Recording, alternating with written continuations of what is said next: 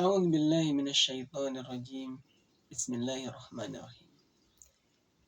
Minum jamu saat tunangan dan minum kelapa setelah bertunangan. Istighfarmu adalah keberuntungan saat berjumpa hari perhitungan. Assalamualaikum warahmatullahi wabarakatuh. Alhamdulillah, wassalatu wassalamu ala rasulillah wa ala alihi wa mawala, amma ba'du. Sahabat-sahabatku yang dirahmati Allah Subhanahu wa taala. Setiap kita pasti pernah melakukan kesalahan. Dan sebagai penghapus daripada kesalahan itu adalah memohon ampun kepada Allah. Dan bentuk memohon ampun kepada Allah adalah dengan berzikir. Sebagaimana yang kita ketahui, zikirnya adalah istighfar. Astagfirullahaladzim. Astagfirullahaladzim. Dari artinya sudah jelas. Astagfirullahaladzim. Aku minta ampun kepada Allah yang Maha Agung.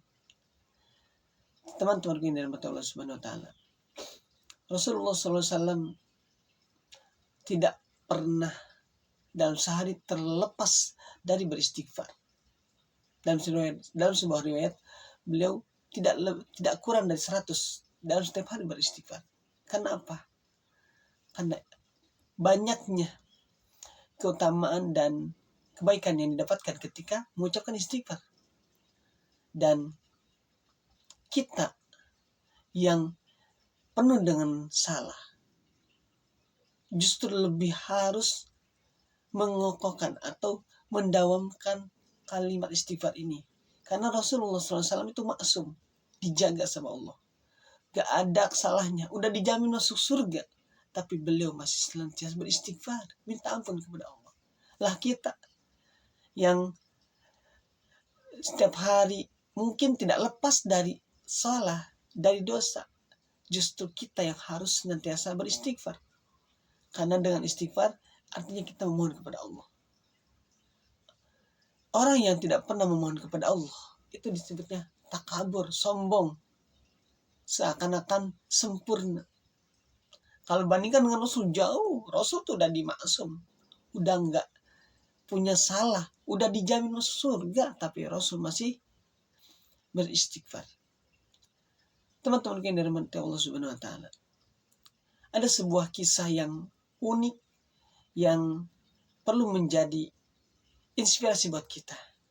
Di mana bagaimana ketika Imam Ahmad bin Hanbal tinggalnya di Baghdad, tapi suatu hari tiba-tiba kok pengen pergi ke Irak, ke negara Irak, ke Basrah. Beliau tuh nggak punya urusan apa-apa untuk ke sana, tapi hatinya tiba-tiba kok pengen banget pergi ke Irak. Akhirnya beliau pergi menuju Basrah di Irak. Setelah sampai di Basrah itu, beliau melakukan sholat Isya. Dan setelah sholat Isya, beliau pengen rebahan di masjid itu. Tapi ditanya sama marbotnya, "Ya Syekh," ini panggilan untuk orang tua di sana. "Wahai Syekh, mau apa? Apa yang akan kau lakukan?" Kata Imam Ahmad ini, "Saya mau istirahat, saya musafir."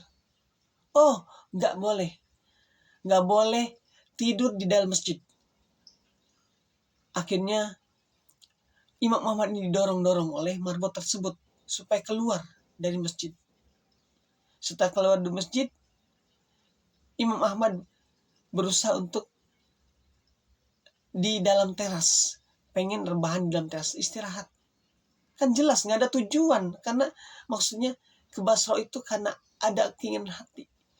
Kemudian Imam Ahmad ini lihat lagi. Setelah dikunci pintu masjidnya, lihat Imam Ahmad pindah ke selasar masjid.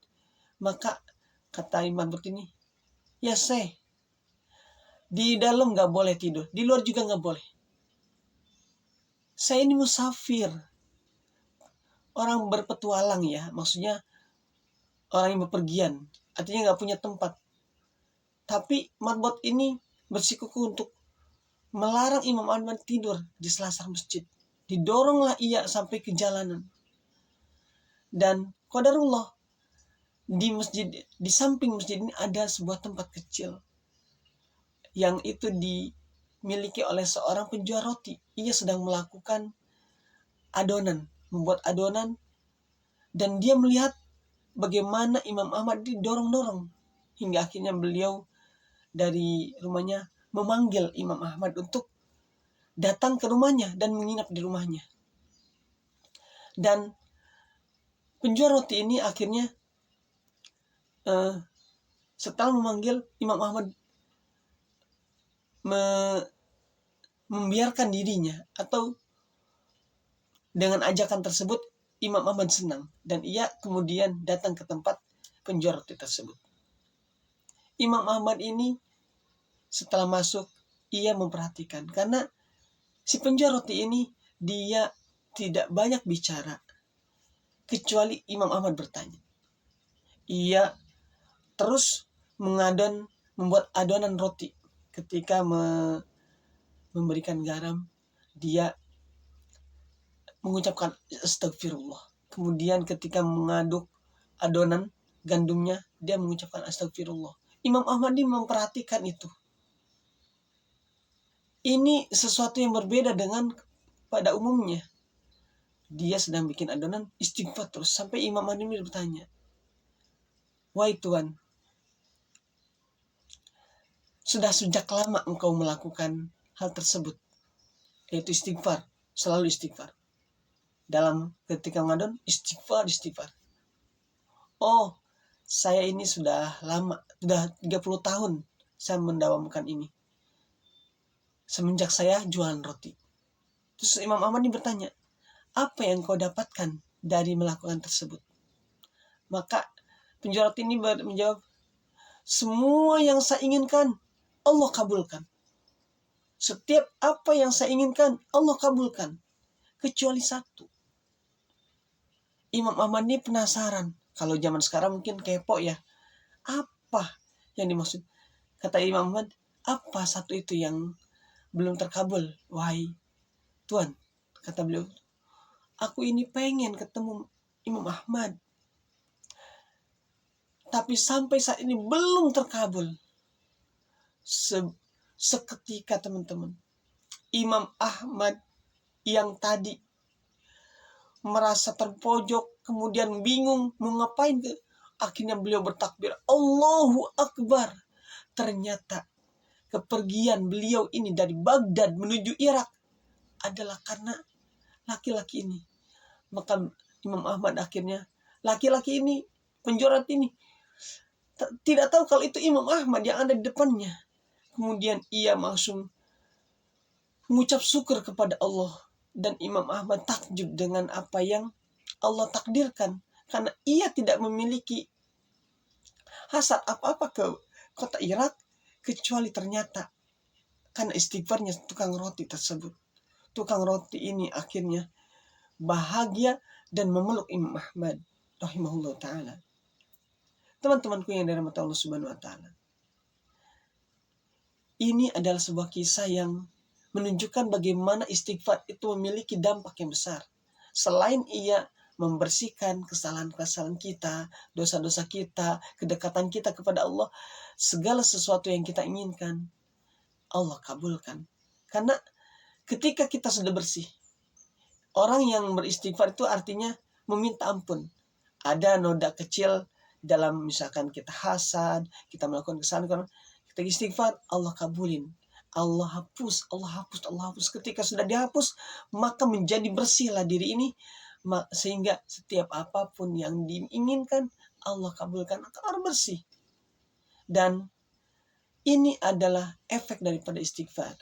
Teman-temanku yang dirahmati Allah subhanahu wa ta'ala, sudah berapa banyak, sudah berapa lama kita beristighfar? Apakah kita sudah mendawamkan istighfar sebagaimana Rasulullah SAW tidak kurang dari 100 istighfar dalam sehari? Semoga dengan perantara ini kita meminta kepada Allah, ya Allah, agar kita menjadi orang-orang yang senantiasa mendawamkan istighfar. Dalam rangka apa? ittiba'ur rasul, ngikutin Rasul.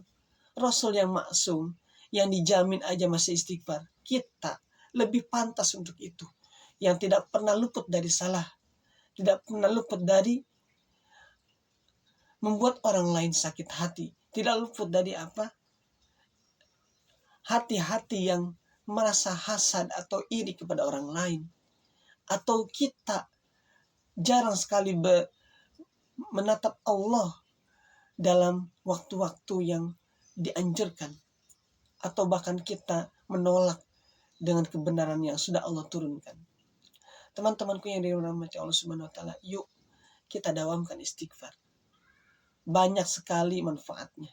Salah satunya adalah tadi, sebagaimana yang dikisahkan dalam kisah Imam Ahmad bin Hanbal beserta penjual roti tadi, yang ia dikabulkan semuanya sampai ingin jumpa dengan orang yang paling masyhur pada zaman itu. Imam Ahmad seorang ulama ahli hadis jauh dari Baghdad sampai bisa datang ke Irak. Karena apa? Karena istighfar. Oleh karenanya mudah-mudahan kita menjadi bersemangat. Pertama, untuk membersihkan diri kita.